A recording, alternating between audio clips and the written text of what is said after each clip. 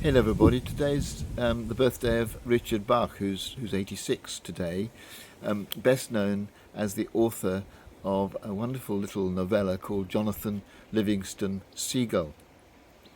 It's a book which in most versions is accompanied by some wonderful black and white pictures of gulls swooping and flying and diving. And it's about this gull who enjoys flying. He's part of a flock where the main emphasis is on survival, on making sure everybody in the flock has enough to eat. So there's an emphasis too on conformity, on making sure that everyone contributes what they can to the needs of the flock and everyone supports each other. But Jonathan Livingston Seagull decides that actually life is more than just finding enough to eat.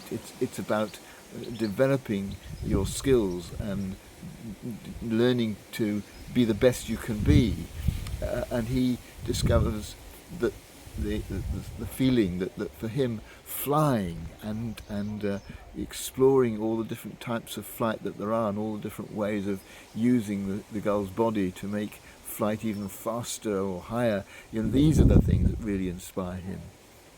And the other gulls don't like it, and they ostracize him, try to kill him, and eventually he leaves the flock. Well, the story goes on from there.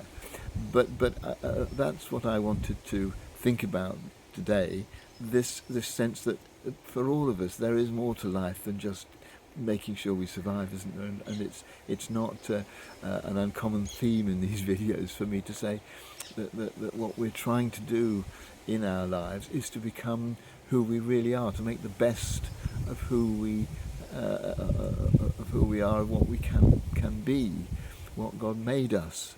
And I'm sure most of us listening and being part of this video will agree with that. But the thing that was new, I think, in the story of Jonathan Livingston Seagull is the reminder that sometimes that can make us unpopular.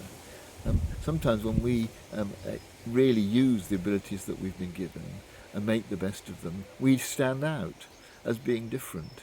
Mainly because partly because we're perhaps better than other people, or mainly, or possibly just because we do things differently from other people. But sometimes that can make us unpopular, and I think there is this tension sometimes between really exploring the potential that we have and making sure that we're liked and accepted by our peers.